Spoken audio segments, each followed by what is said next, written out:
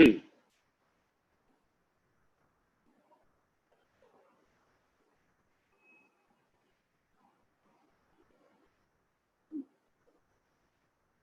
Question. Visveshwara Rao. Question from Visveshwara Rao. Can we say Dhoni, Dravid having steadfastness because both are very calm under all conditions?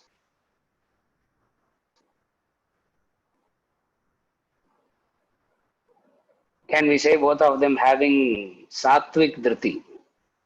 If you are asking, are they having Satvik Dhriti? The answer is no. They are not having Satvik Dhriti. They are steadfast. They are consistent, just as everybody is consistent. Everybody is consistent in pursuing whatever they are pursuing.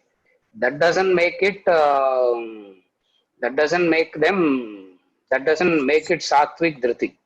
Because the verse Krishna says very clearly, Satvik Dhriti means when you are working for the goal of self-realization.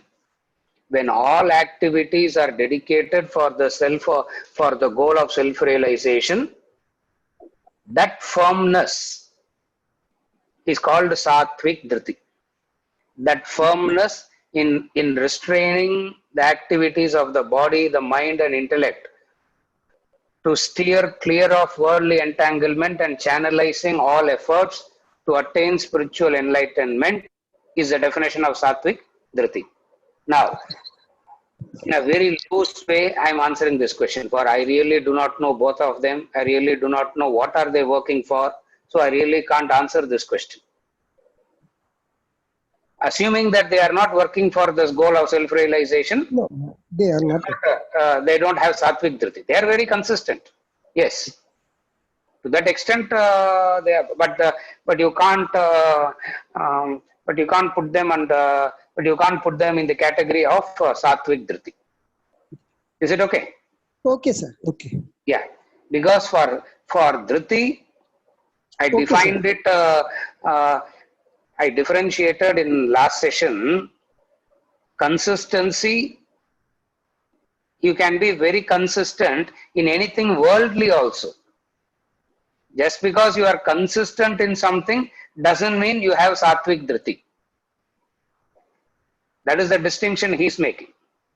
You can be very consistent in the world also, and you can be very consistent in relation to the goal of self-realization also.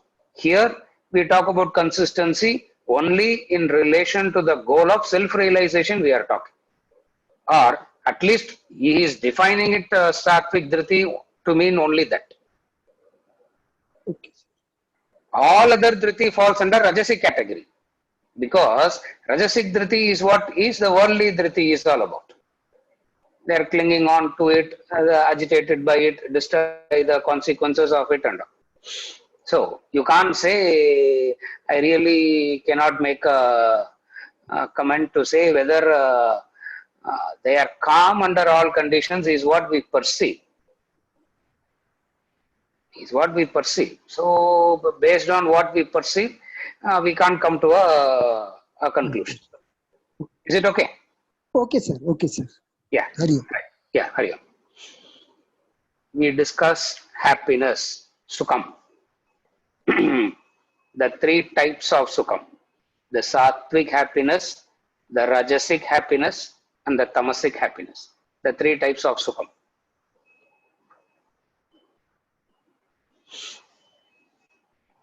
I'll read the definitions first and then we'll go.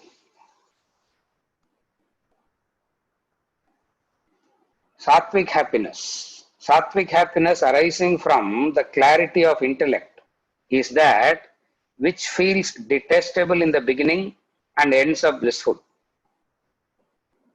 The happiness derived from the pursuit of the Supreme Self within, which entails physical restraint, emotional detachment, and intellectual understanding of spiritual knowledge. These practices demand effort and discipline.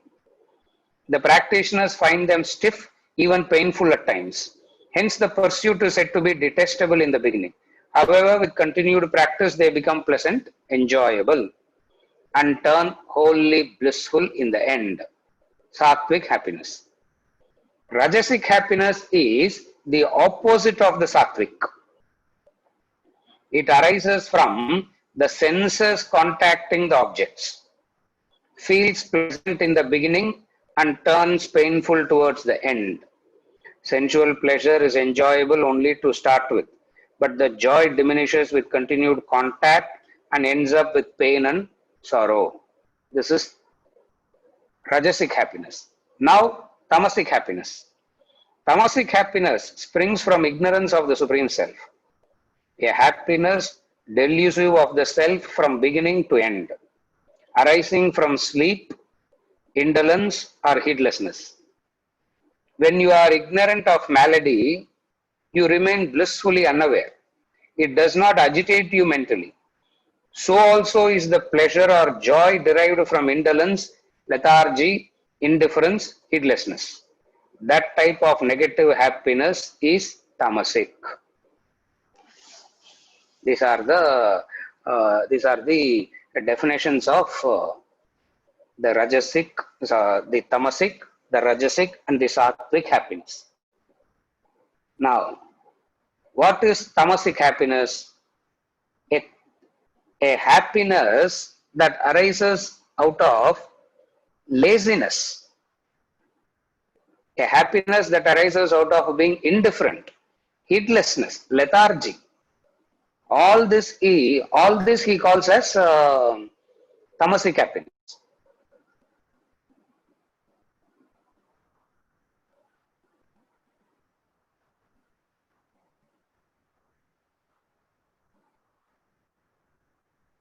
Ignorance is kind of bliss. The ignorance bliss, they say, no. That is tamasic happiness. That's all. That is tamasic happiness. You are happy because you are not able to see anything higher in life. You are happy because you don't see anything meaningful, purposeful to life. Therefore, that existence in that ignorant state itself is blissful. That bliss that you derive being ignorant, he defines it as tamasic happiness. There is a happiness in that. No doubt there is happiness, but you cannot call it as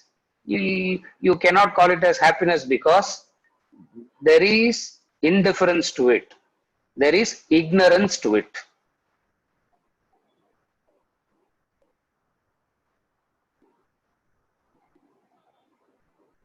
Most of the happiness that human being derives is out of ignorance.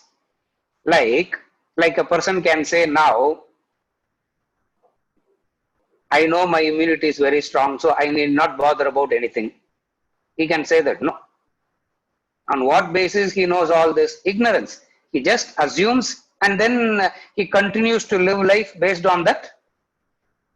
He assumes and he continues to live life based on that ignorance. This way of living is called as a happiness that you derive out of such kind of living is called as tamasic happiness. A happiness that derives out of inaction. Tamasic happiness is the happiness that you get out of not doing anything, inaction, being lazy, being lethargic, not. There is a happiness in that, no. There is a happiness when there is a lethargy. There is a happiness when you are not. There is a happiness in that indifference. That happiness when you are experiencing because of indifference, laziness, this is called tamasic happiness. What is the tamo guna? What is the rajo guna? What is the sattva guna? Sattva guna is clarity. Rajo guna is confusion. Because of this confusion and agitation. Tamo guna is exactly the opposite of Sattva Guna. Like a sleeping person looks like a very peaceful person, no? A person not doing anything at all in life looks like a very peaceful person, but you cannot call it as happy. You cannot call it as happiness. You shouldn't be calling it as happiness because it is arising out of a lethargy. It's arising out of it is arising out of a kind of inaction. So what is tamasic happiness? Tamasic happiness is happiness that you derive out of being inactive, the happiness that you derive out of being indifferent, and then there is a happiness that you derive out of being heedless. Heedless, pramada, the Sanskrit word is pramada. In English it is heedlessness, irresponsibility. There is a joy in being irresponsible. It is not that you don't have responsibility. It's not that you don't have. You are not aware of it, and you be in a state where you feel that you don't need to have any responsibility at all. A stage of happiness where a person wants to be happy without any responsibility. This kind of happiness is called tamasic happiness. Then comes rajasic happiness. Rajasic happiness is happiness that arises out of sense contact. Rajasic happiness is a happiness that arises out of sense contact.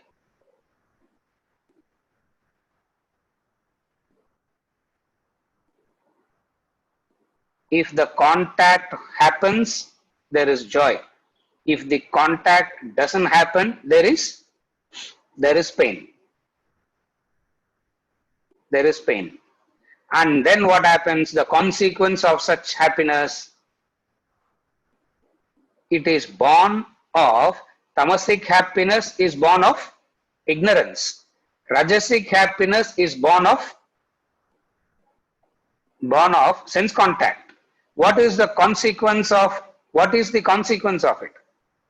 effect of rajasic happiness? The effect of rajasic happiness is pleasant in the beginning, painful at the end. It's pleasant in the beginning and painful at the end. Painful at the end means the consequences are painful. The very contact itself becomes painful at some point of time, and the consequences of the contact is also painful. Therefore, rajasic happiness is that where you experience an instant happiness only to experience pain later. So what is rajasic happiness? Rajasic happiness is an experiencing of instant happiness, only to lose that instant happiness, followed by experiencing lot of pain. Therefore, the second thing in rajasic happiness is, in rajasic happiness there is an instant joy. The joy you want to happen, the joy that you want to experience is immediate joy. And what can give you immediate joy? The senses only can give you immediate joy. Only the sense contacts can give you immediate joy. Since it is only the sense contacts that can give you immediate joy,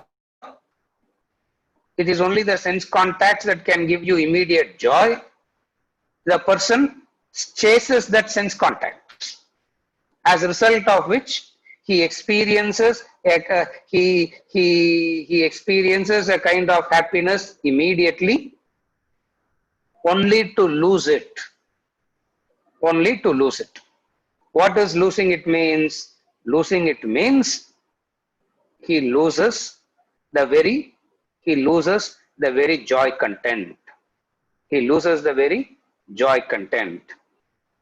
When he loses the joy content, please remember, when he loses the joy content, it is not that he will be in a neutral state. When he loses the joy content, he will be in a painful state. So, Rajasic happiness is that which looks like happiness in the beginning, only to be sorrowful at the end. Why it becomes sorrowful is because the senses, the joy that you derive out of the senses, have a diminishing value. More the contact, less the joy. A time comes where you will be in contact all the time, but no joy at all. That is neutralization. You will be in contact all the time, but there is no joy at all. This kind of state is called Rajasic. This kind of state is called Rajasic happiness. The standard example we need to remember is an alcoholic. We have seen this example any number of times. An alcoholic who imagine a human being who has never tasted alcohol at all in his life. The first contact gives him a joy. Continues to have it over a period of time. One peg cannot give him joy anymore. So he has lost the joy, and he has to increase the quantum. He has to make it into 2. He has to make it into the quarter. He has to make it into the half bottle. A time comes where he can consume one whole bottle of alcohol and still derive no joy at all out of this contact. Though he is in continuous contact with alcohol, there is no joy out of it at all. This state is what the consequence of Rajasic happiness is. You will be having it, you will be in touch with it, you will be in contact with it, and still there will not be any joy. This state is called Rajasic happiness. Then comes Sattvic happiness. Sattvic happiness is of 2. Sattvic happiness is of 2. One is it arises from the clarity of the intellect. It arises from the clarity of the intellect and the joy of pursuing the spiritual path. This is Sattvic happiness. Sattvic happiness two factors he puts. One is the joy that you derive from the clarity of the intellect. Remember, it is not the joy of intelligence. Understand the difference. It is not the joy of intelligence. It is the joy that you derive from the clarity. We'll try to elaborate all this. The second thing is a happiness that you derive when you are pursuing the spiritual path. So, Sattvic happiness means the happiness. What are the 2 conditions for Sattvic happiness? The 2 conditions for Sattvic happiness is, number 1, it arises from the clarity of the intellect. Number 2, it arises because of the pursuit of the spiritual path. When these 2 are done, when these 2 are practiced, it is known as Sattvic happiness. And what is the consequence of the Sattvic happiness? The Sattvic happiness is painful in the beginning. Rajasic happiness is pleasurable in the beginning. Sattvic happiness is painful in the beginning. Turns out to be better at the end. The sattvic happiness, he says, is the practices which is painful in the beginning. When you are doing it, there is the starting point of it is not joy at all. The starting point of it is not joy. Somewhere down the line, you start enjoying it.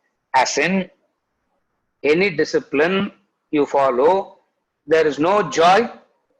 Any discipline you follow, there will not be any joy in the beginning. That is why it's called. That is why it is called a discipline. Discipline means no joy in the beginning. Indulgence means, use these two words, it becomes easy to follow. Indulgence means straight away there is joy. Discipline means joy comes later. Number two, indulgence means you lose the joy very soon. Discipline means there is a greater quality joy, a greater quality happiness. Are you able to follow? The quality of happiness is very high. The quality of happiness is very subtle. In Rajasic happiness, it is an ordinary sensual joy. When we say ordinary sensual joy means the senses coming in with the sense, the senses coming in with the corresponding sense object, that meeting gives us satisfaction. That meeting gives us satisfaction, and then what happens? Followed by pain, followed by misery. Here what he calls as sattvic joy, sattvic happiness is of two conditions. What is the first condition for sattvic happiness? The first condition for sattvic happiness is it arises from the clarity of the intellect. So sattvic happiness ka first condition is it is born out of intellect. That is the first condition. The second condition is the joy that you derive out of the spiritual practice. What is spiritual practices mean? Physical restraint, emotional detachment, and intellectual understanding of spiritual knowledge, of scriptural knowledge. What does this means? The three things. The physical restraint. The first thing is the physical restraint. Now, physical restraint is for what? Ask this question. That makes it sattvic happiness. All physical restraints cannot be categorized as sattvic happiness. Physical restraint for what? The goal determines it as sattvic happiness. Second is emotional detachment. Emotional detachment for what? Again, emotional detachment for what? Whatever be the goal is.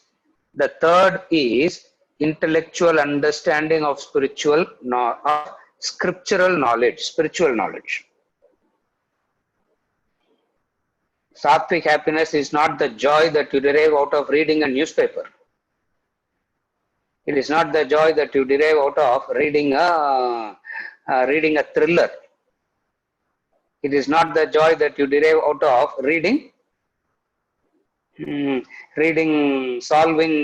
solving puzzle. All this is not sattvic joy. The sattvic happiness is, sattvic sukham is the sukham that you derive when you understand the scriptural knowledge. Then only that happiness is what he is defining it as sattvic happiness. Otherwise, in the world there are so many ways in which you can get intellectual joy. when you solve the, there was this game that was popular for quite some time, no?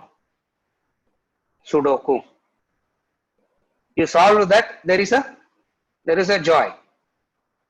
Yeah, we used to do that. Not Sudoku. I have never tried that. Before going to the academy, every day at least we have to sit and solve the, the crossword that comes in the Hindu. You have to sit and solve that. You have to sit and solve that. Solve பண்ணி எழுதி காமிச்சாதான் some recognition you will get. Now all these are intellectual, all these are joy that you derive out of intelligence. This cannot be categorized as sattvic. This cannot be categorized as sattvic happiness, because sattvic happiness is the happiness that you derive out of understanding the scriptural knowledge. And understanding the scriptural knowledge involves time and effort and patience. Understanding scriptural knowledge involves time, effort, patience, dhriti, all that goes into it. So when you are doing all this, when you are investing your time, when you are putting in that effort, there is no joy when you are doing all that. That is why it is painful in the beginning.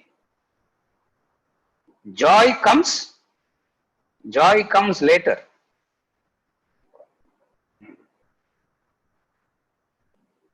Class முடிஞ்ச உடனே குழப்பம் ரொம்ப ஜாஸ்தியா இருக்கு சார்னா you are moving towards சாத்விக் ஜாய்னு அர்த்தம்.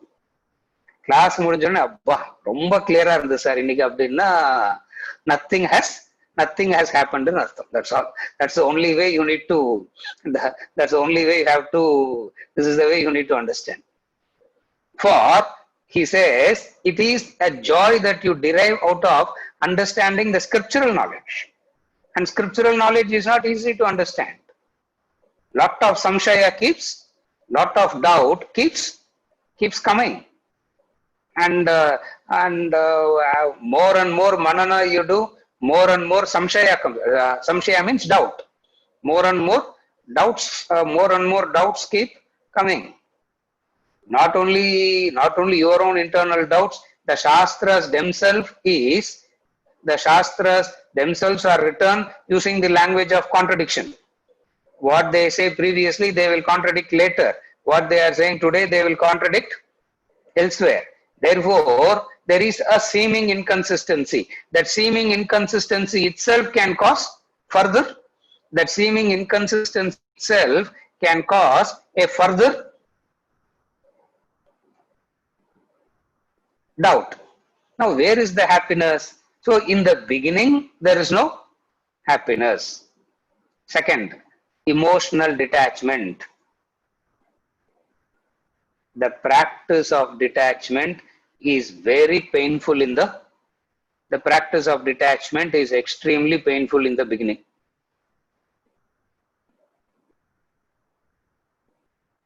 It is not easy to get. Even to digest the idea that I have to get detached itself is painful. Forget about practicing actual detachment and all. I have to get detached itself is painful. That's what emotional detachment is all about. Okay, now what is emotional attachment? Understand it like that. See, for intellect, we distinguished between intelligence and the joy that you arise out of scriptural knowledge. No. Now, what is emotional attachment? Emotional attachment is that which arises out of the relationships that you develop. What are all the relationships that you develop? In the initial stages, you develop in the initial stages you develop the relationship with the kindergarten teacher. Emotional relationship. That is why when you pass and go out, You still want to go back to that old class only. So first emotional attachment you develop there, and then you develop friendships, and you get attached there. Now that you have got attached to the friends, what goes out? Attachment to the teacher. Attachment to the teacher goes out, and then it moves on to something. It moves on to something. Once you develop your own family, it stops there.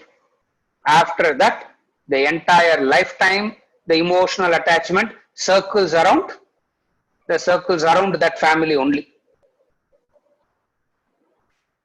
And the joy that you derive out of it is rajasic in nature. It is rajasic in nature. Why? Because it is very pleasurable in the beginning, turns out to be painful at the end.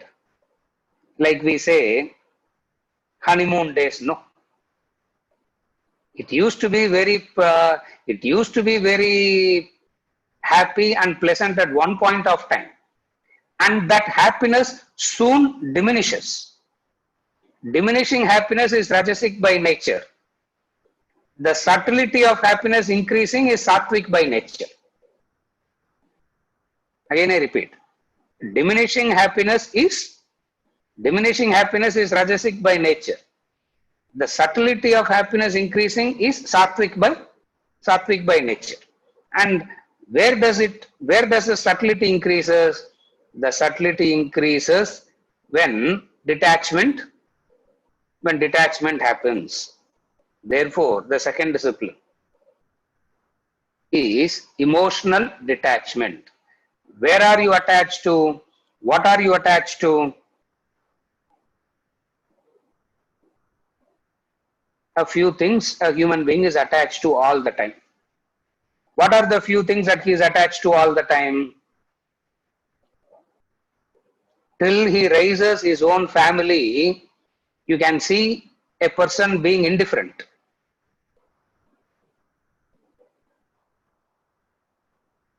That is why they say never visit the bachelor man's room, no?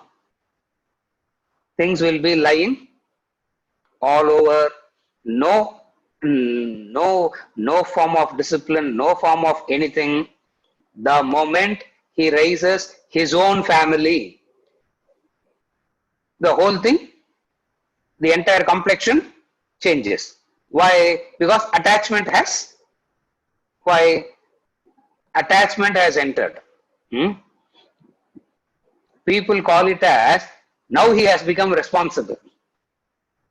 After marriage, he has turned very responsible. Vedanta comes and says, after marriage, destruction has happened completely, because the attachment is to that unit.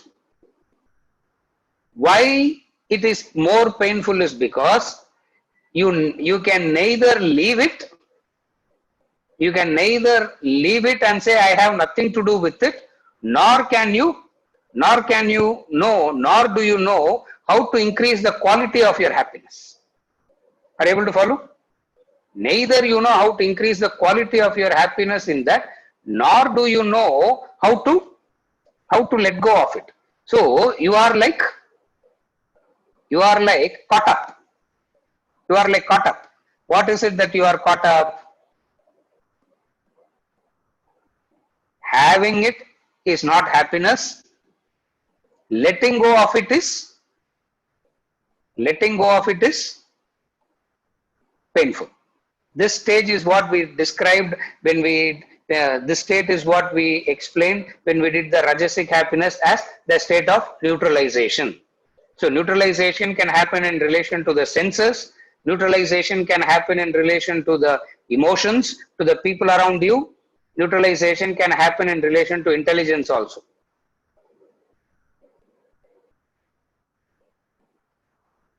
What is sattvic happiness? Sattvic happiness is the happiness that derive out of clarity of intellect. here the challenge is we already think we have a clarity. அதுதான் tragedy. Everybody believes they have clarity already. Therefore, everybody must be having sattvic happiness. No. Who understands that I lack clarity? Everybody assumes that they have clarity. Now, how do you determine clarity? What are the factors that indicates whether you have clarity or not? What are the factors that indicate you have clarity or not? I said it before. I'm just trying to I'm repeating it again. The factors are clarity of intellect means karyam akaryam. What ought to be done, what ought not to be done. What ought to be done, obligation ought to be done. What ought not to be done, anything other than obligation ought not to be done. So, clarity means this distinction, karyam and akaryam, and then nityam and anityam. What is permanent, what is permanent, what is impermanent. When you are aware of these two, then it is known as having clarity. What ought to be done, what ought not to be done. Second thing is what is nityam, what is permanent, and what is impermanent. Now, understanding these two gives you a very subtle joy. This happiness is what he calls as sattvic happiness.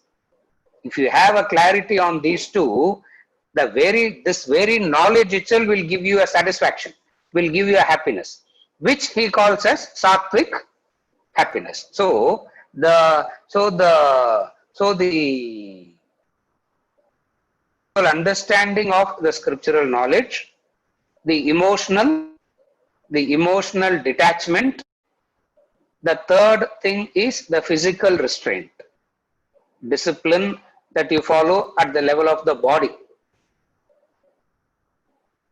A discipline that you follow at the level of the body also gives happiness. Right.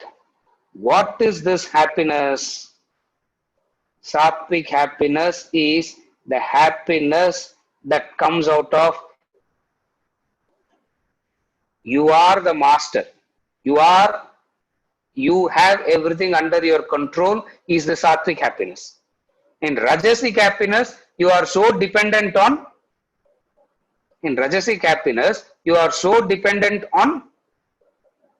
the object to give you happiness. In the rajasic happiness, you are so dependent on the presence of the object or the presence of the being to give you happiness. Are you able to follow the distinction? In sattvic happiness, that independency is the happiness in the independent being, this independent, this self-sufficiency is what sattvic happiness is all about. And very few experiences the sattvic happiness because very few are self-sufficient, very few are independent.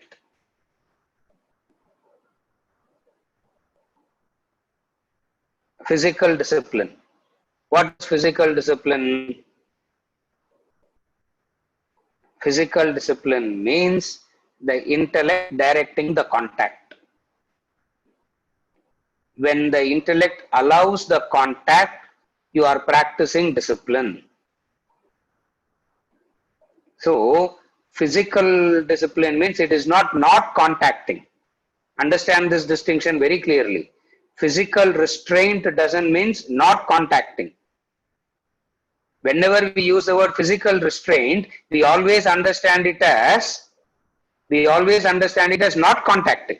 Okay, restraint means I should not contact. No, that is not sattvic happiness.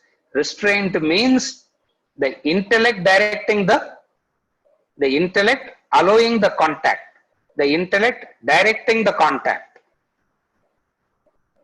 If the intellect has sanctioned the contact and then you are contacting and then you are experiencing, that physical thing is what is known as physical restraint.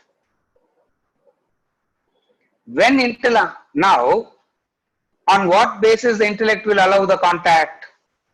What is the basis upon which the intellect allows the contact? That's why it has two pairs to check. That's why I gave this two touchstones. What are the two touchstones? What ought to be done? What ought not to be done? Is this what ought to be done now? Yes, allow that. The second thing is it temporary or is it temporary or is it permanent? Is it nityam or is it anityam? This clarity. When the intellect with this clarity allows the contacts to happen, there will be happiness in the contact. That is what is known as physical restraint. For the intellect is allowing, the intellect is deciding when to contact, when not to contact.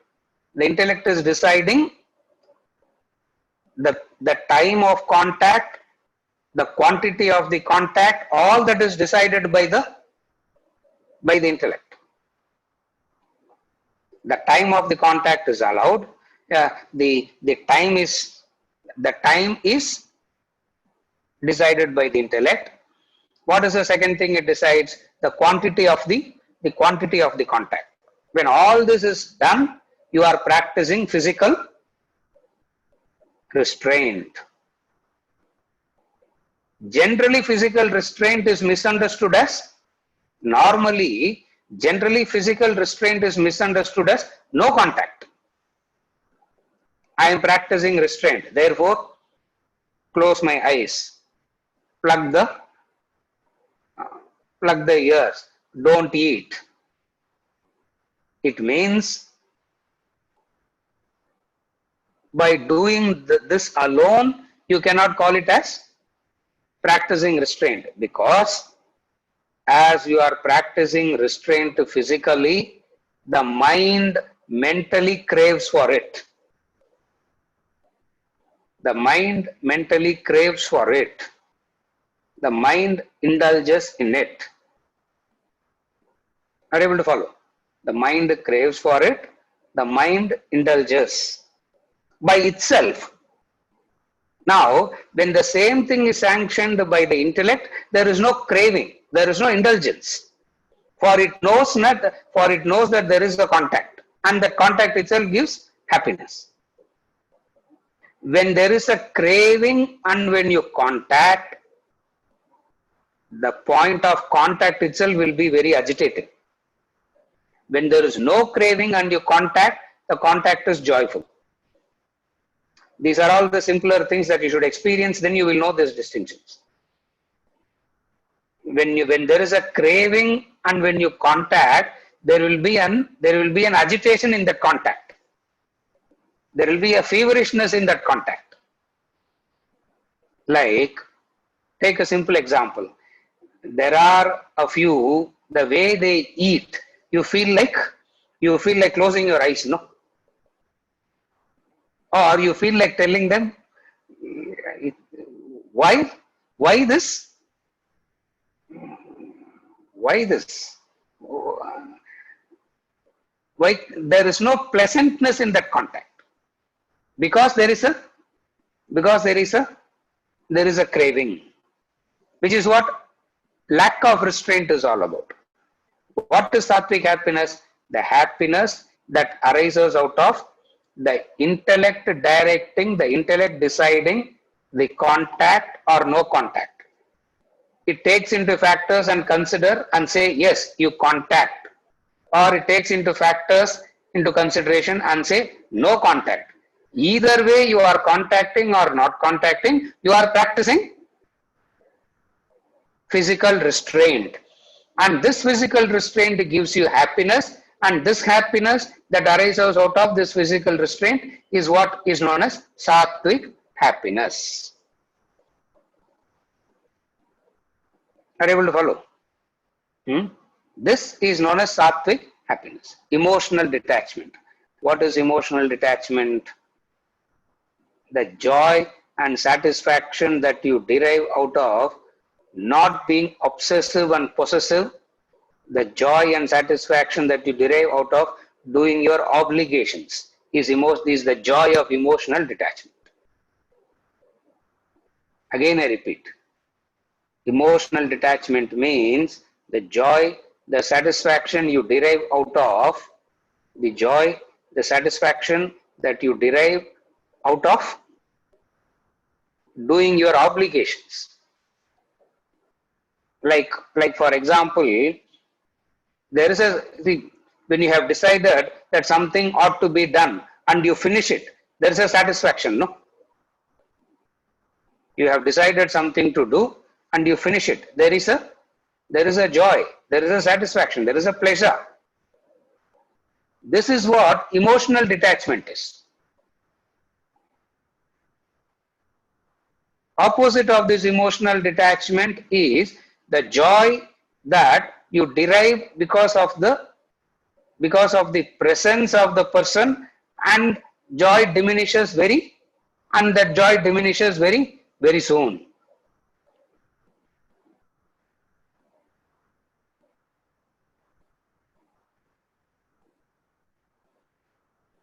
All the worldly joys are rajasic by nature. All worldly joys are rajasic by nature because they diminish. They diminish. The first contact, there is joy. The second contact, less joy. The third contact, still less joy. Fifth contact, literally no joy. Sixth contact is suffocating. Seventh contact, divorce, separation. Why? Because the joy diminishes. All worldly happiness, diminishing joy. Sattvic happiness is not the happiness that is deriving out of anything from the world. It is deriving from something higher. What he calls as the spiritual practices. What are the spiritual practices?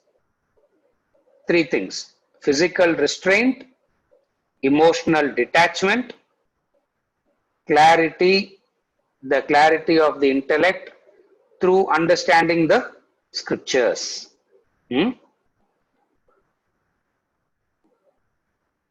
What does the scripture teach you?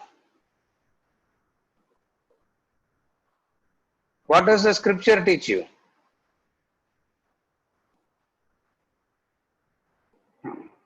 It doesn't say be happy, be good, be kind, adalla, be rich, adalla it doesn't teach. What does the scripture teach you?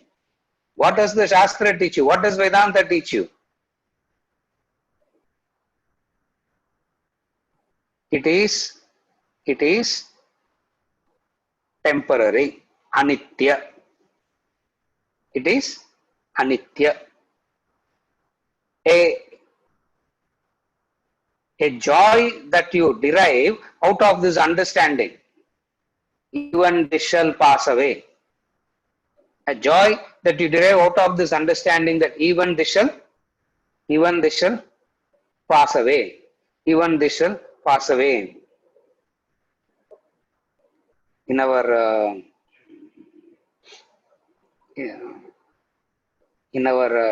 apartment group, every day, everybody is telling each other, even this shall pass away, even this shall pass away. Now, ellam barricade, it's all locked from all directions. You can't do anything. Yeah. Even this shall pass away. We have successfully crossed 13 days. We only have. What is today's date? 13. 13. Today's date. 28th varaikum, this is how it is going to be. So we have successfully crossed. The joy, the satisfaction. Are you able to follow? In between, they tried to short circuit the rule and all. In between, they tried all that, but nothing, nothing worked out. A joy that you derive out of this understanding that it is temporary. That's it. It is temporary, and you have to. When you say temporary means what? When you say temporary means what? Temporary means it has a time span. Till the time span is over, you need to face it. Now you have a choice to face it blissfully or you face it painfully. Sattvic intellect, when you have the intellectual clarity, you will face it blissfully, because anyway you can't escape that. Are you able to follow what is temporary means? Temporary means there is a time.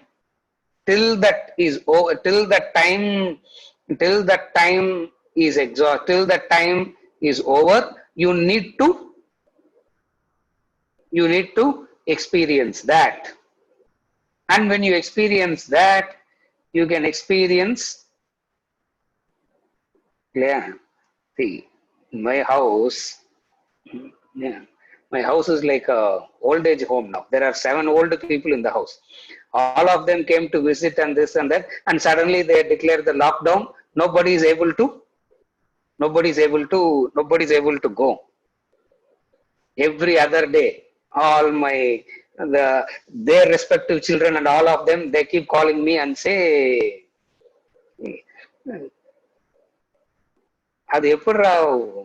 how are you managing the seven ladies all by yourself, not even leaving the house? How are you managing all of them? I said, I don't interfere. Now, even my study, I have shifted to my balcony. I said, study table would I think my balcony. Absolutely no. I don't contact them. They don't contact me. Absolutely no problem at all. Yeah, but they have their gossips, they have their politics, they have all this. Yeah. You understand it as anityam. Now you are all right. If you do not have the clarity, it becomes. If you do not have the clarity, it seems to be forever. Pain or suffering is because it appears forever. Then only you will have pain. The moment you understand it as anitya, temporary, the pain goes out. When pain goes out, there is a bliss, there is a satisfaction. That satisfaction is what he calls as sattvic. That satisfaction is what is known as sattvic happiness.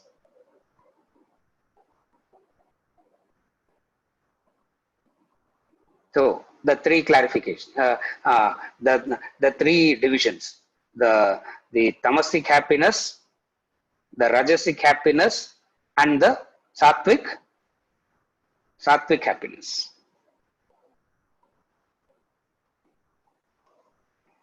There are a few clarifications. I will take it up now. Bala is saying, in earlier session, you mentioned about risk of getting trapped under intellectual entertainment type in personality chart.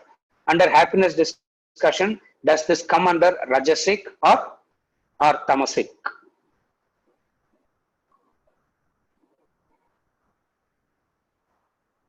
It comes under rajasic. It comes under rajasic happiness. How do we say that it comes under rajasic happiness, this intellectual entertainment? Very soon I will get bored and I will seek variety.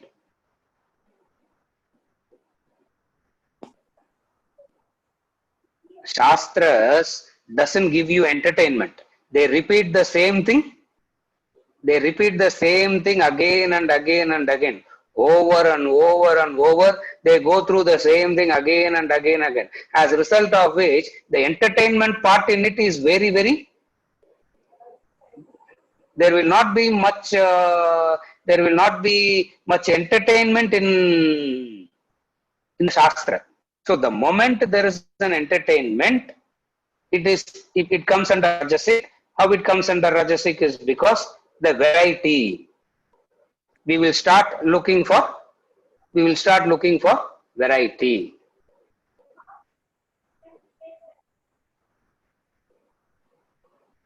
Looking for variety because what is being told, I know this already. See, like for example, we have finished Bhaja Govindam text. In Hiranandani, we have finished Bhaja Govindam text. And if I say, again from the Saturday, we are going to start Bhaja Govindam text again. Zoom session la na mattum dhaan ukkandirpan. Nobody will sign in. I am so tempted to say that so many times. Sir, idan already padichitome sir. Why not go to the next? Whatever the text is, we are saying the same thing. Now what difference does it? Now what difference does it make? Are you able to follow? Therefore, intellectual entertainment, it is an intellectual entertainment. It fits under the category of Rajoguna because we seek variety. In this Wednesday session, the text is fixed. Vedanta treatise is the text. We finished the book Vedanta treatise. I finished the book Vedanta treatise. Started all over again from the next class. I said no moving into another text. Some discipline at least in some class. Bhagavad Gita, Sunday Bhagavad Gita class, finish that and start again the same Bhagavad Gita only. And there are people who asked, sir, why not we do some Upanishad also? Not that Upanishad is higher, we are not qualified for all. It's variety seeking. It is variety seeking, meaning it is Rajasic happiness. Intellectual entertainment type in the personality chart comes under the category of Rajasic, happiness.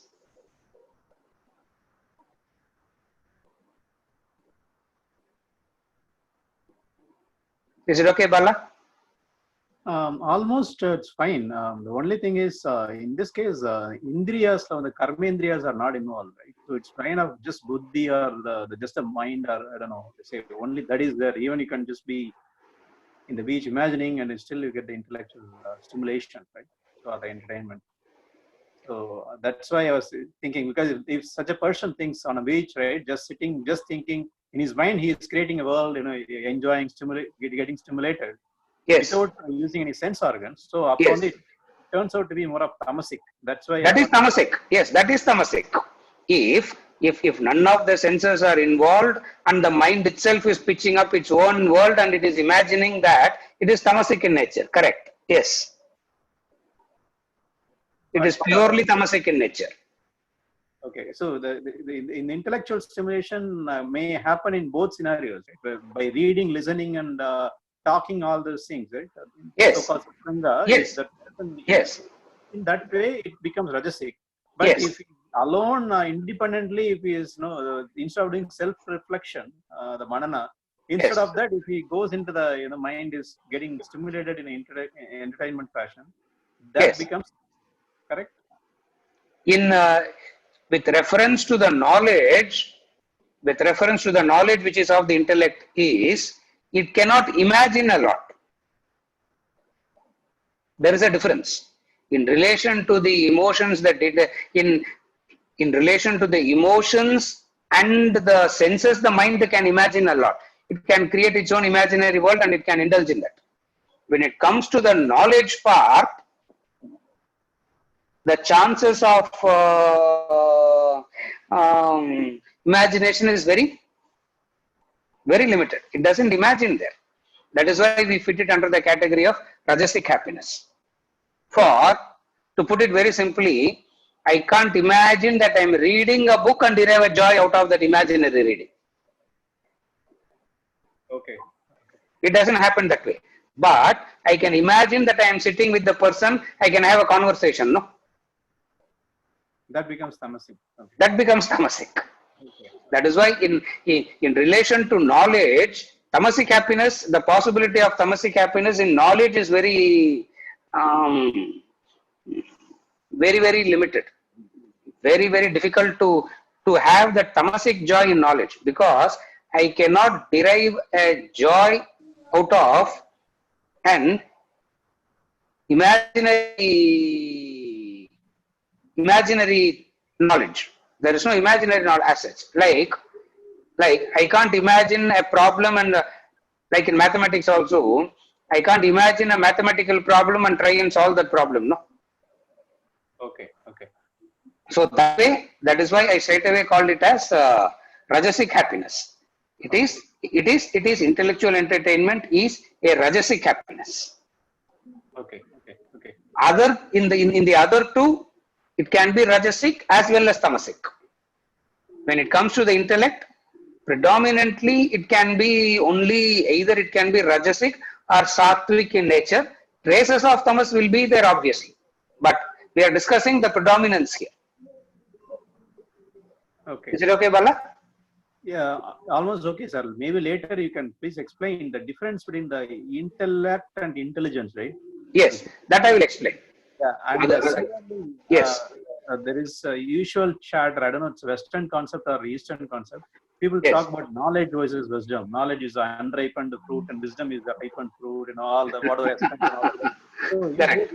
intellect and intelligence is the same as knowledge versus wisdom, because you seem to kind of give a very good picture of and a very good high rating for knowledge. But Yes. from my understanding, knowledge is kind of a lower level. Wisdom is the higher level.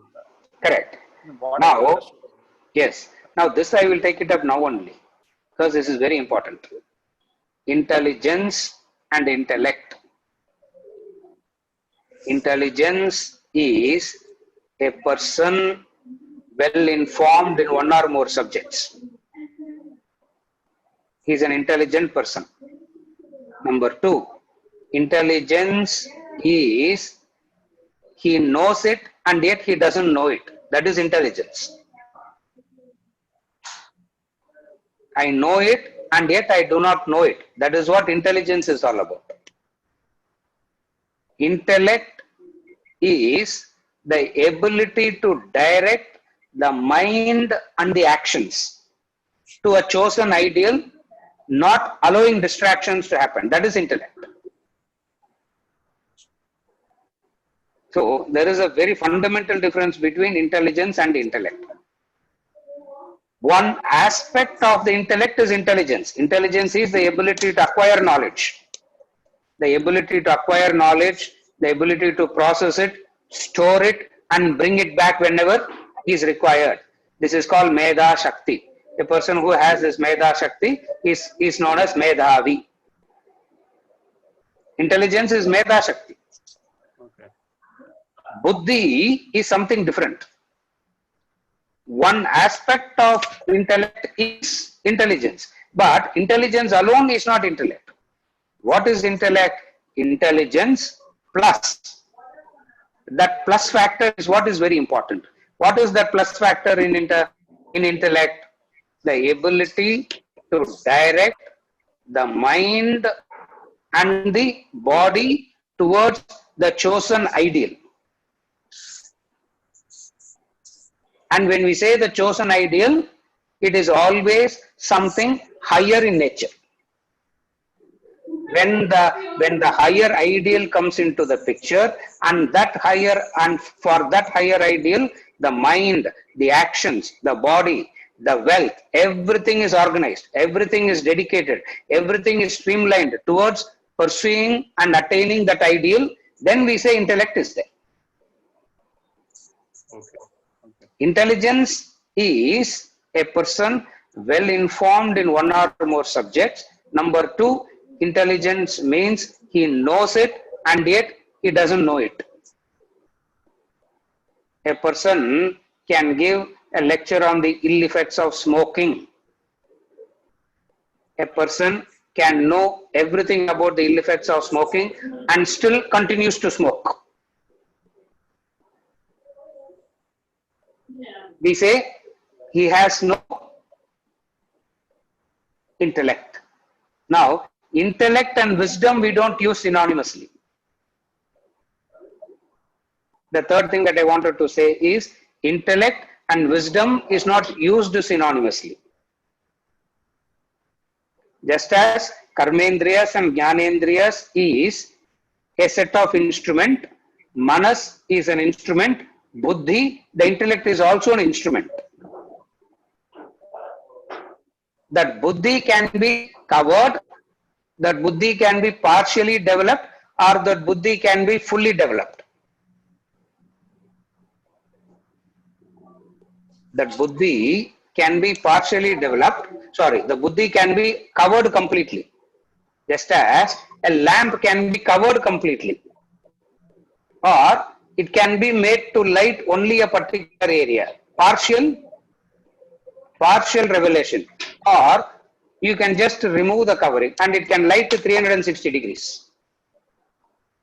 So sattvic intellect is when the covering is removed and when it lights 360 degrees, it is sattvic intellect. So wisdom, we don't use, here we are not using wisdom as synonymous to intellect. Wisdom is a state of maturity. Wisdom is a state of maturity. Wisdom has got nothing to do, wisdom is not in relation to specific to intellect. Wisdom is in relation to the overall well-being of your personality. Is it okay? This is the fundamental difference between intelligence and intellect. But in generally what people misunderstand is they misunderstand intelligence as intellect. Yeah, that is clear to me. Okay. Yes. So, but on the comparison of knowledge versus wisdom is not a Vedantic concept, right? It's No. It is more of a Western ideology. Yeah. We don't have this. We don't say. We don't do. Even though sometimes we talk about this knowledge and wisdom in a very loose way, we really don't bring in this distinction at all. Okay. That is why we will not use the wisdom. We will use the word Shraddha. Okay. We will not use the word wisdom. We will use the word Shraddha. The consistency in pursuing it. So we use different terms. Is it okay? Yeah, it is fine. So the Meda Shakti is same as memory, as you mentioned. Memory, yes. Memory and intelligence. Meda Shakti is only that. Meda Shakti is the ability to. Meda Shakti is recollect. Yes. Remember and recollect. That's all. Remember and recollect. So that when it's digested fully and the essence is obtained, that becomes that transforms and matures to intellect. Yes, correct. Okay. Yes, when that is when it is when all samshaya is gone. Okay. When all samshaya is gone, that is why mananam is that which strengthens intellect. Because when we say intellect means all doubts are dispelled. Okay. In the world, that possibility doesn't exist at all, because in any knowledge, doubt still continues to exist. So here when we say intellect means where all doubts are dispelled. Samshaya nivritti we say, no? Okay. So that means intellect. Thank you. I think I understood. Yeah. Yes. Yeah. Venkatachalam. Oh yeah.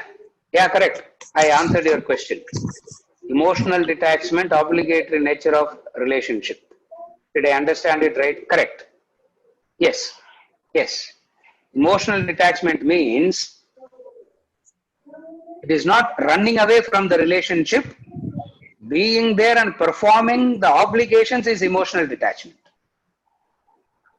Just as restraint, physical restraint, we misunderstand it as no contact. Emotional detachment also we misunderstand it as running away. No. Here we say no. Emotional detachment is not running away. Emotional detachment means being in that relationship with the attitude of performing the obligations. It is correct. You are right. Thank you, Is it sir. okay? Is it okay? Thank Yeah. you. Thank you. Yeah. This question is from Bhavya.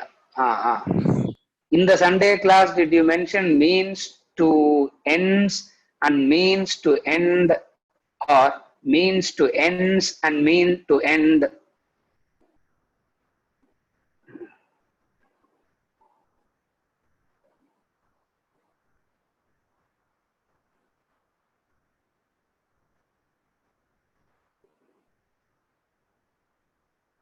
Bhavya is asking this question. Bhavya none எனக்கு டக்குனு புரியல. I was wondering who is this Bhavya? Satvik தானே Bhavya? Bhavya. Who is this Bhavya? Sir. Her name is not here. Correct. I'm not able to find her. Yes. She's here. Okay. Yeah, I can see. Okay. Yeah, though she says she's waving her hands. Okay. I wanted to see who Bhavya is. Means to end and means to end, or means to ends and mean to end. I mentioned all the four. In the Sunday class, I mentioned the three pairs. In the Sunday class, I mentioned the three pairs. The three pairs is means and end, karyam and akaryam, nityam and anityam. Now what she is asking is, means is the path. You can have many goals and many paths. You can have one goal and many paths to that goal. You can have many goals, many paths. Mean to end. Now, means is always in plural only. Means should not be in singular. Means always should be in plural only. For you cannot do one activity, you always have to do a series of activities. Are you able to follow, Bhavya? So means is always, the means has to be used in plural only. The ends can be of two. The ends can be singular, or the ends can be in plural. The ends can be singular. The end can be it can be in singular or it can be in plural. Plural means many goals. Singular means a single goal. When we say the end a single goal, what we mean as a single goal is the goal of spiritual evolution. Is what we mean as the goal of spiritual evolution. Many goals means very many goals. I want to be a good tennis player. I want to get the degree. I want to have fun with the friends also. Now these are all many ends you can have, for which very many means are there. In that Sunday class, I spoke about the means are always in plural. Singular or plural can be used only in relation to the end. Ends in a worldly goals in plural. When we say in singular end means the singular goal of spiritual, the singular goal of spiritual evolution. For that singular goal, what all the means? If becoming a good tennis player is the means, you are ready to do that. If attaining the university degree is the means for that, you would do that. So whatsoever the means are, you are ready to do for that singular end. Distinct and different from that is the ends itself is many. Like you have few goals to achieve in life. The few goals to achieve in life can be, as of now the goal is school ku poradhu, as of now the goal. Just to leave the home and go to school is the ends now, and then comes something else, and then these are all the ends itself keeps change. Now what is the difference between the two? When you have pluralistic goals in life, there is always a discontentment.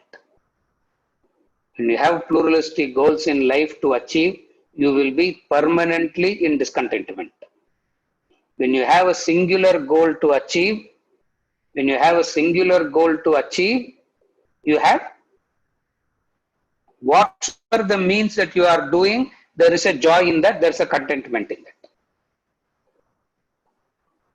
So this is how you need to understand. Are you able to follow, Ma? Bhavya?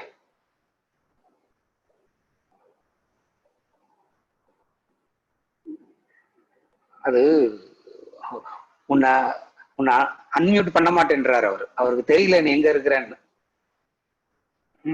You type, yeah, now you are unmuted. Now you can speak. Yes, sir. சரியா? Yes. சார்லாம் சொல்லாதுமா, திடீர்னு சார்னு சொன்னோன்னு எனக்கு ஒரு மாதிரி ஆயிப்போச்சு.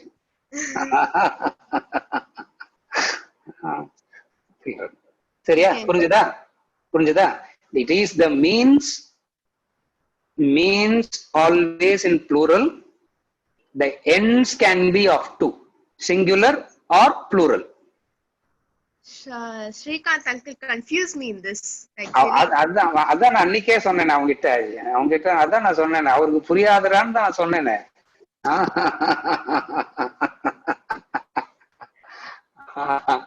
ஸ்ரீகாந்த், அதான் அன்னைக்கே நான் சொன்னேன், சண்டே கிளாஸ்லயே நான் அவங்ககிட்ட அதான் சொன்னேன். அவருக்கு பார்க்கும் போதே புரிஞ்சுது அவருக்கு புரியல, இந்த குழப்பதான் போறாரு. The means is always in plural. The ends can be in singular. The end in singular or plural. In the context of the discussion, we are discussing the goal setting. When you set a goal in life, you can have lot of worldly goals, or you can pursue one singular higher goal. So on that, on Sunday morning, we were discussing more like the goal setting. Intellect is to set that one goal and align all activities to that goal. The path and means, sir. Yes. Discussion on the very panchayat action. அதான் எனக்கு தெரியும். means we choose a single path. Yes. Path has to be singular, activities will be plural. Yes. The means. I understood. And the goal will be singular. Yes. The goal has to be singular. Activities will be many. Yes. The path will be singular. Yeah. Path has to be singular. The path has to be plural. The path is also plural. Path is also plural. A path is also plural because very many activities means very many paths. Paths. Okay. Goal the singular ennikkume. We should have a singular goal. To attain that singular goal, the path will be many. Why do we say the path will be many? Is because 3 instruments irukradhanaala 3 paths. Body, mind and intellect என்ற 3 instrument irukradhanaala 3 distinct paths. But I should integrate. Vedanta comes and integrates all these 3 to that singular end. So activities are many. The activities are many, the paths are many, the end can be, the end should be singular. Singular. அவ்வளவுதான். That's what you need to know. Uncle சரியா பவ்யா, ஸ்ரீகாந்த் எல்லாம் கேட்காத. சொல்டா. G சொல்டா. Yes, uncle. கோல் வந்து சிங்குலரா இருக்கும்போது நமக்கு contentment கிடைக்குது. எஸ். இப்ப அந்த கோல் வந்து லிபரேஷனா இருக்கணுமா இல்ல வேர்ல்ட்லி நாலேஜ்ல கூட ஏதாவது ஒரு கோல் இருக்கலாமா? You can have even a worldly knowledge. You can have a goal even in relation to the world you can have, but it should be singular. It should be singular. You need not fix straight away and all. You can't fix liberation as the goal and all. What it means is a goal that is singular by nature, for which you are willing to let go of all the other things. And for that singular goal, you are willing to let go of all the other things. But why we don't talk about the worldly goal is because as soon as you get it, as soon as you achieve it, you will want something else. So the goals by nature keep shifting in the angle length. We say might as well keep liberation as the single goal and pursue. But to start with, இப்பெல்லாம் லிபரேஷன்ற கோல்ன்றதெல்லாம் வேணாம். ஏதாவது ஒரு worldly goal வச்சுக்கிட்டாலே you will end up in there. You will end up there. லிபரேஷனா? ஆமா. அது நான் brain wash பண்ணி விட்டுறேன். அதுக்கு we'll do the brain washing for that. சரியா? அதுக்கு தானே ஜூம்ல வந்து பேசினதுக்கு பிரெயின் வாஷை விடக்கூடாதுன்றது தானே. சரியா? Bhavya ஓகேவாம்மா? Yes, uncle. Yeah, right. We'll continue next week.